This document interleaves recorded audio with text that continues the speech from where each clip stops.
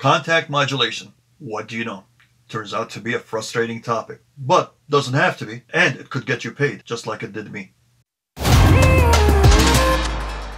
Welcome back, everybody. I missed you already. This is Joe from Joy Productions. I hope everyone's doing well. Don't forget, if you like this video, hit like and subscribe. Recently, I was invited to sit in on a recording session. In the studio was sitting the most beautiful Korg Trident with the most amazing authentic analog sounds. The problem was some of the keys weren't working. The producer was quick to sample some of the sounds, pull them up into Kontakt, throw on LFO. He just couldn't get the module to control the LFO. I humbly offered my help.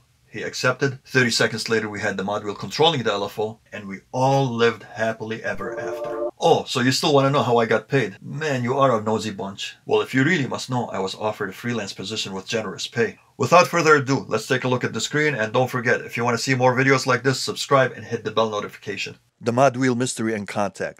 No worries, it's an easy fix. I threw together a quick 8-bar pattern. Nothing special, just enough for this tutorial. I used the sounds from the Kuro sample pack, and this is the pattern.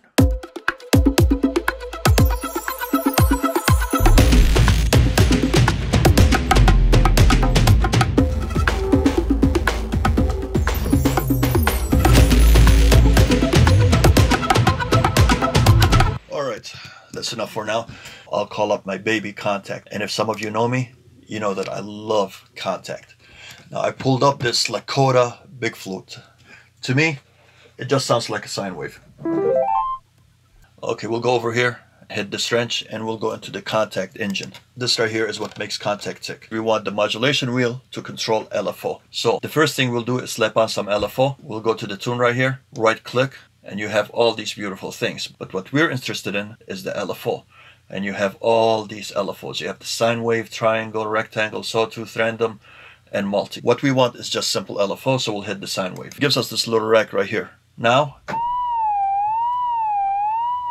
it gave us LFO, but it just sounds like an old police siren. That's not what we want.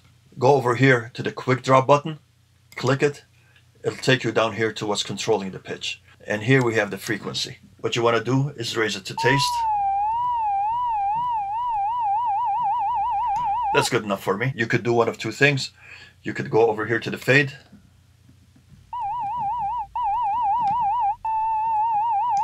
And call it a day.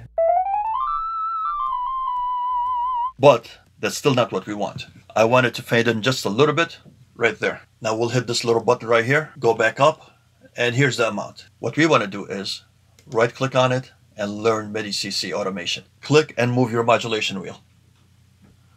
And you can see now how the modulation wheel is controlling the amount.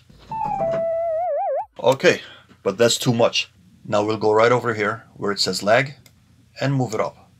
That's too much. Let's go around 1500. This number over here, 1500, is not an absolute number. You have to set it to what feels good to you. Let's see what we have.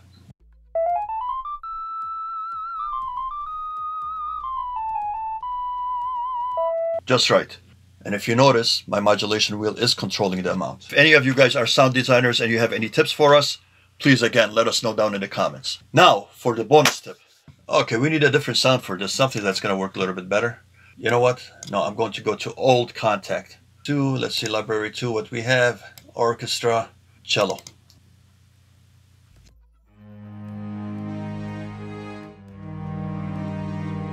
Okay, beautiful. Now, again, hit the wrench over here so we can go into the engine. Edit all groups, very important. This doesn't pull up. Let's close all of these. Go to this group editor, click it, and edit all groups. Very important.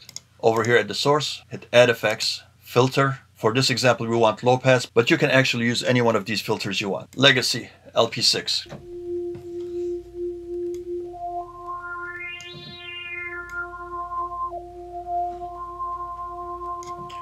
Okay, set up the cutoff and res to taste. This time, right click cutoff, go down to LFO. You can use any one of these you want, but for this example, rectangle works best. Beautiful, it's cutting off. Hit the quick drop button, goes down here. Now you see this HZ, little HZ over here. This syncs up your LFO to either the BPM up here or to your DAW. What we want to use is eighth notes. right below the LP6, the amount over here, right click, learn MIDI CC. Move your modulation wheel.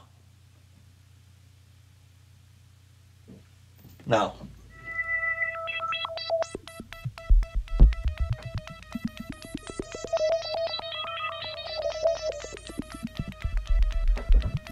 isn't that cool? Now, how will you use it with the music? I'll show you a quick example.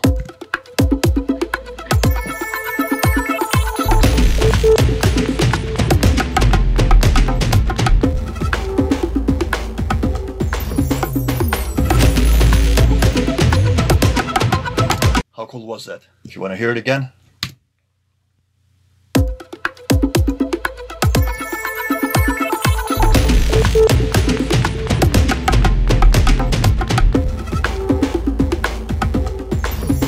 Okay, I'm gonna show you something even more cool. Hey, I was only supposed to show you one bonus. I'm giving you two bonuses. Alright, let's duplicate this track, mute this one, go back to the LFO, go back, hit this quick drop button, right click the frequency, click this little 8th note, and let's try 16th. Learn MIDI CC. Move your modulation wheel, watch this. Isn't that cool?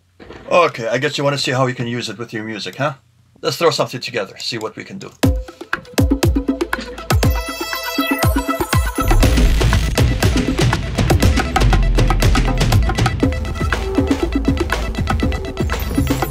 That's how you set up your modulation wheel to control your LFO. Now, if you have any questions or any other videos you want me to make, let me know down in the comments.